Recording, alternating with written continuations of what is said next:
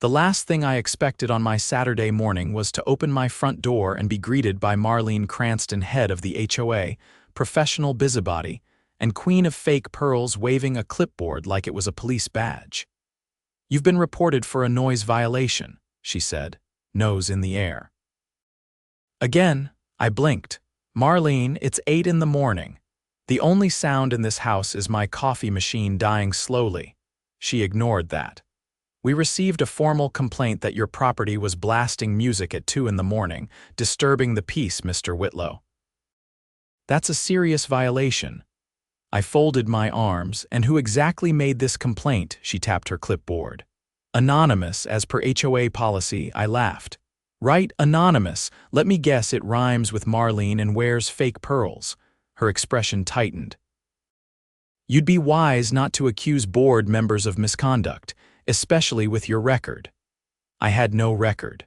Unless she meant the time I parked my truck slightly over the sidewalk line for 5 minutes and got a fine for obstructing pedestrian flow.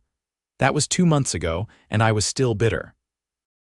"Look, I didn't play any music last night," I said. "I was asleep by 10. You can ask my neighbor on the left, he's a nurse on night shift. He'd have lost it if there was even a whisper coming from my house." Marlene sniffed. "We take every complaint seriously. You'll receive a citation in the mail."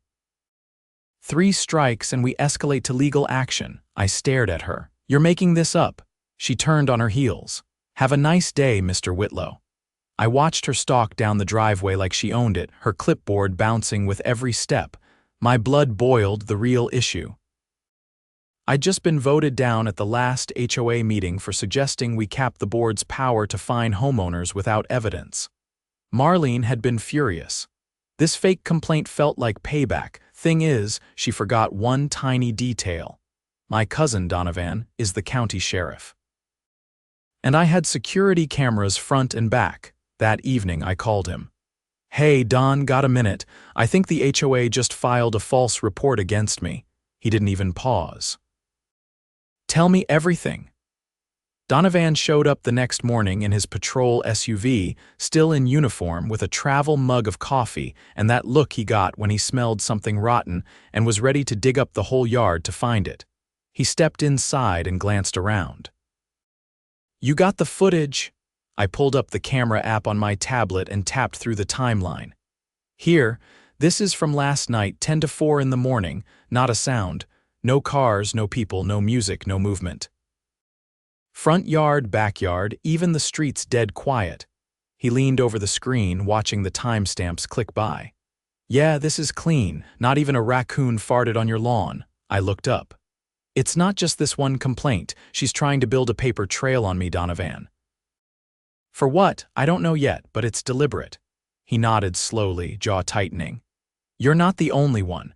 We've had 3 other residents from this development report sketchy fines or citations in the past month. 2 of them had proof they didn't do anything wrong. I reviewed their claims last week." I sat back. "Why's she doing it?" Donovan looked toward the window like he was weighing how deep the rot went. "Marlene Cranston's husband is a real estate broker. Quietly, he's been buying up homes in this neighborhood through third-party shell companies. Cash deals. Low offers.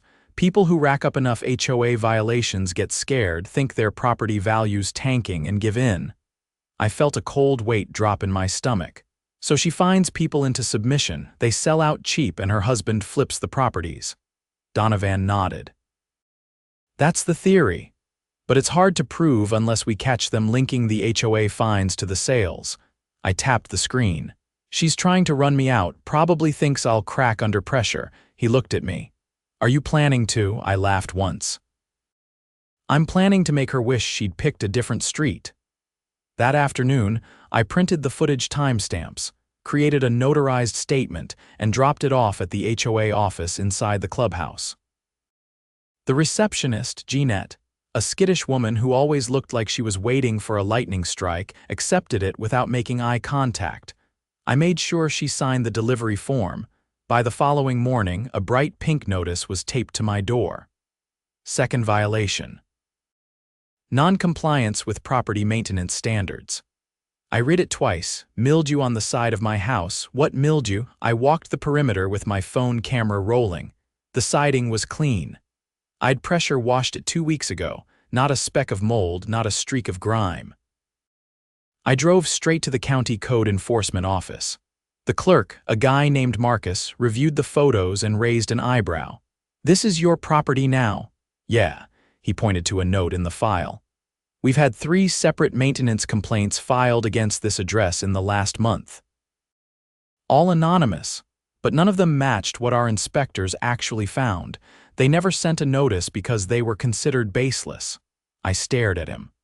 "So the HOA cited me for something the county already cleared," he nodded. "Looks that way." I thanked him, filed a formal request for all inspection reports involving my property from the last 6 months, and left. That night, I installed 2 more cameras, one angled at my driveway, the other on the side of the house facing the HOA clubhouse. I also installed a motion sensor light over the side gate. If someone came snooping around looking for mildew, I'd catch them. 2 nights later, at 3 in the morning, the motion light snapped on. I watched from the upstairs window as a figure in a windbreaker crouched near my side wall, holding a spray bottle. I hit the record button on the live feed and called Donovan. He picked up instantly. "Talk, she's here." "Someone's spraying something on my siding. I'm 5 minutes out." When the patrol SUV rolled up, the figure bolted, but not fast enough.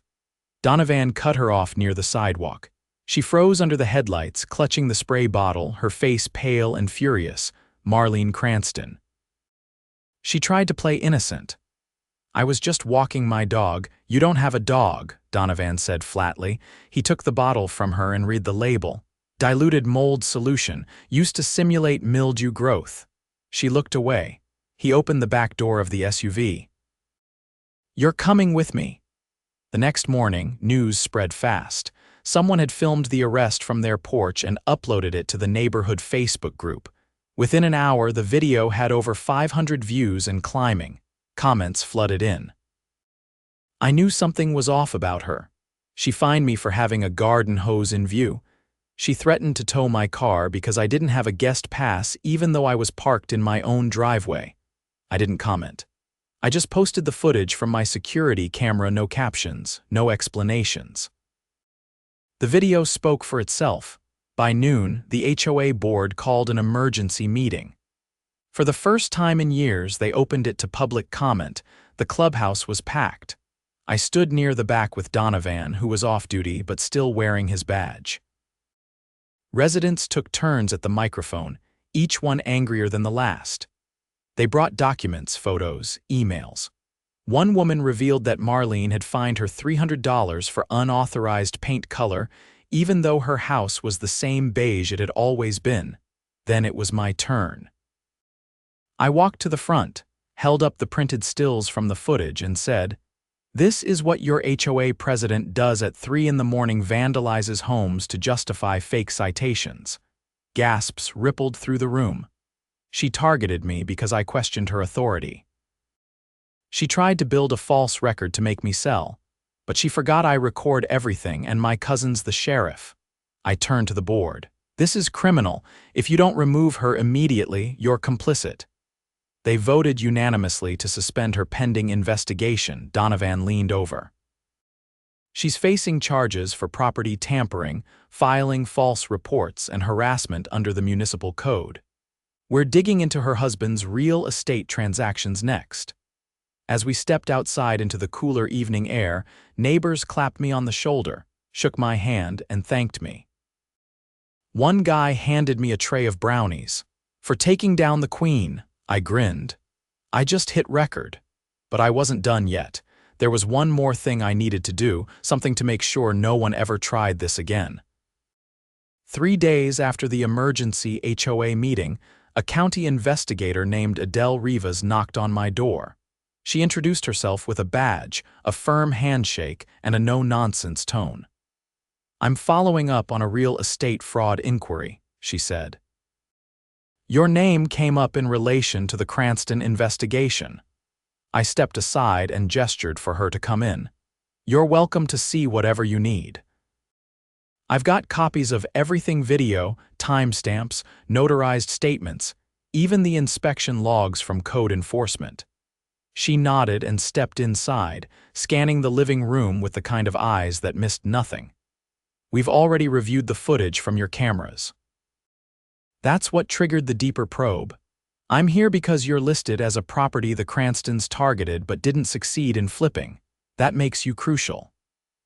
I led her to the dining table, where I laid out the citation forms, my appeal letters, and the HOA's response or lack thereof.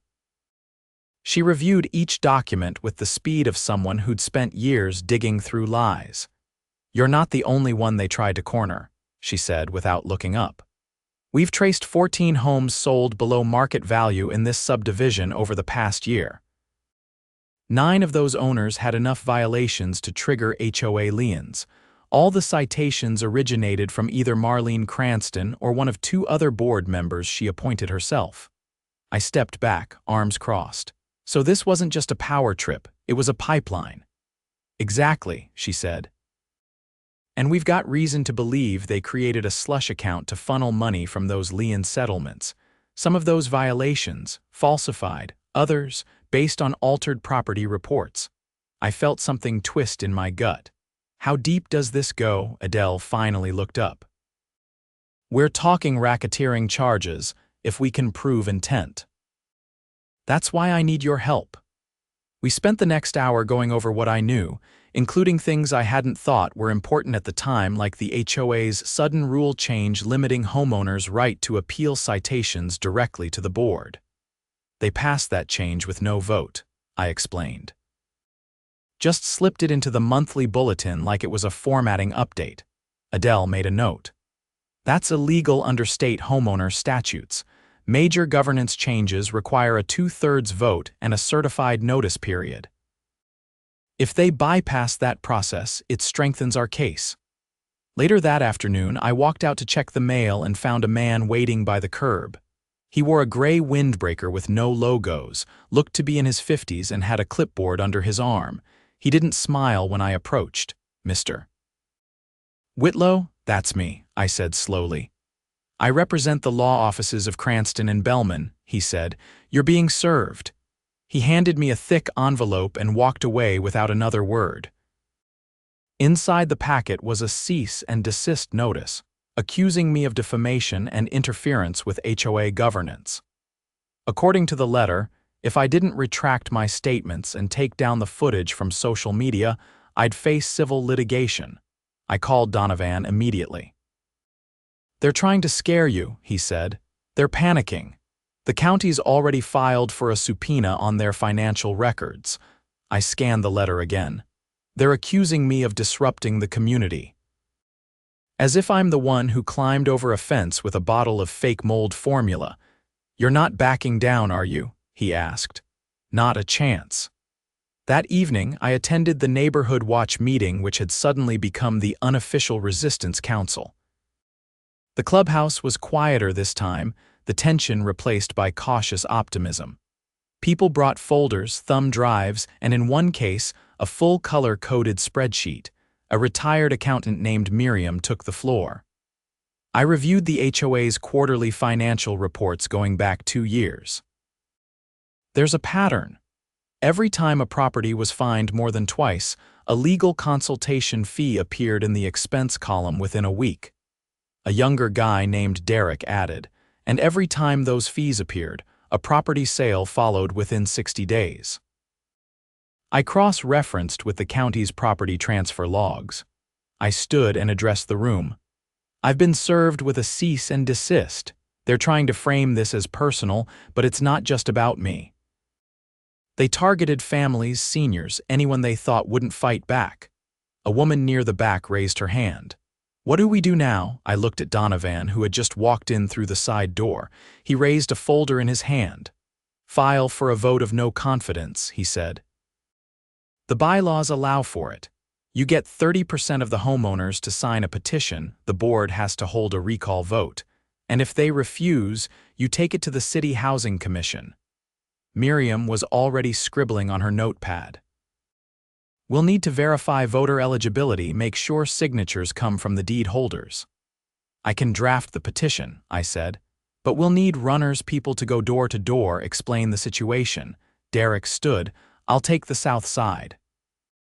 My sister lives in the cul-de-sac, and she's been waiting to boot them out since last summer. Over the next 72 hours, we worked like a machine. People who hadn't spoken in years were suddenly knocking on each other's doors, comparing finds, sharing stories. One man revealed that the HOA had fined him for overgrown hedges while he was in the hospital recovering from surgery. Another woman had been warned for unauthorized porch furniture because her niece left a folding chair outside for one afternoon. By the end of the fourth day, we had over half the neighborhood on board. The petition was submitted with signatures, homeowner verification sheets, and a formal demand for a recall vote within 10 business days. The board met in private 2 evenings later and released a terse statement denying the petition's legitimacy, citing procedural errors. That was the last straw. The following morning, Donovan and Adele held a joint press conference on the courthouse steps. They announced the launch of a criminal investigation into the HOA board for conspiracy to defraud, abuse of governance authority, and financial misconduct. Reporters swarmed them with questions. At one point, Adele held up a photocopy of one of the HOA's fake citations and said, "This is what corruption looks like in plain sight. It starts with silence, fines, and threats. It ends with stolen homes." That night, my phone buzzed nonstop. Neighbors flooded me with messages of support. One family brought over dinner. A teenager who lived down the block handed me a hand-drawn neighborhood hero card. I stood on my porch, watching as someone quietly removed the HOA's metal sign from the clubhouse lawn.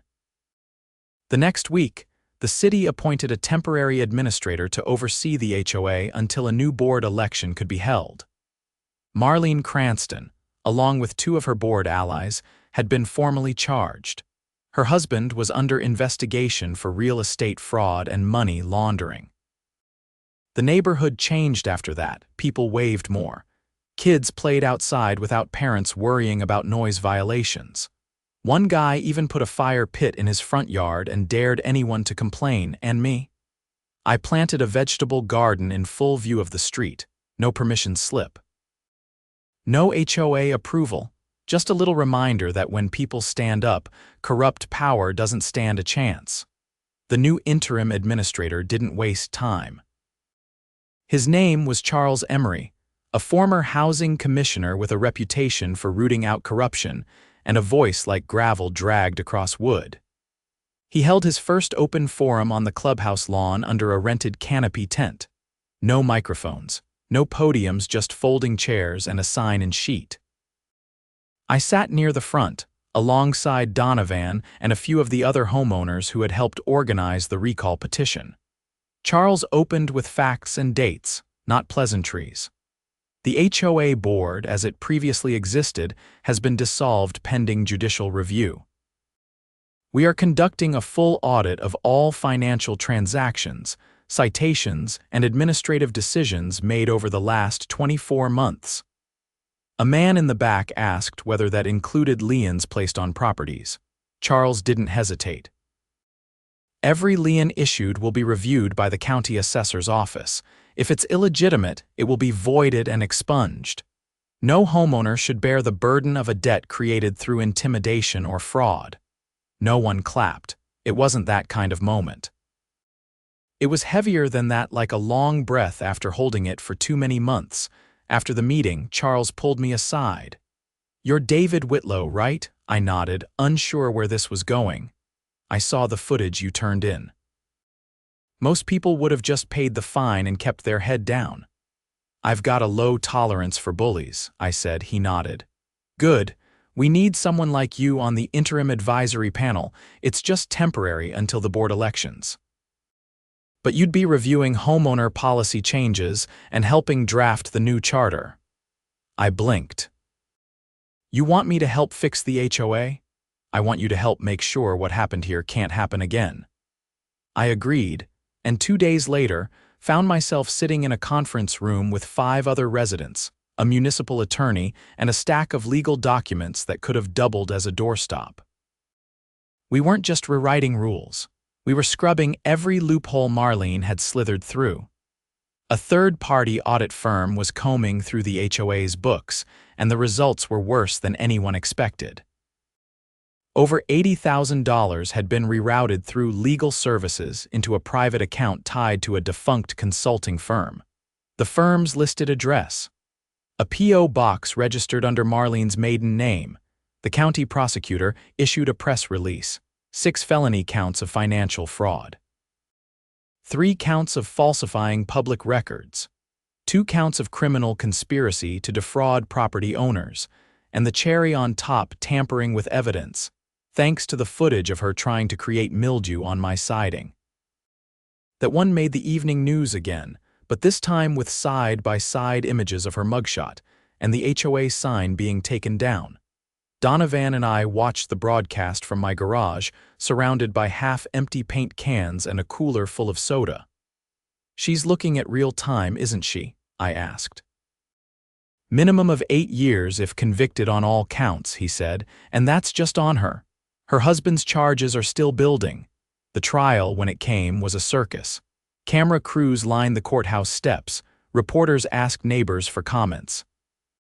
The prosecutor introduced dozens of exhibits, including forged violation notices, backdated letters, and digital logs showing login times from Marlene's personal laptop into the HOA's citation portal. The defense tried to argue it was all a misunderstanding, that the Cranstons were sloppy, not malicious. But the jury didn't buy it, not after hearing from Mrs. Adler, a 74-year-old widow who had sold her home for a third of its value after being threatened with lien enforcement over a non-existent backyard shed violation. Not after seeing the documents showing Marlene approved the fine. Then her husband's shell company made the cash offer on the house 5 days later. Not after the prosecutor played the footage of Marlene creeping around my yard at 3 in the morning with a spray bottle. The verdict came in after only 4 hours of deliberation, guilty on all charges. The sentence came a week later: 9 years for Marlene, 7 for her husband. The judge called it an orchestrated campaign of deceit and financial predation. But that wasn't the end. The court ordered restitution to every homeowner who had been fined improperly or had sold under duress.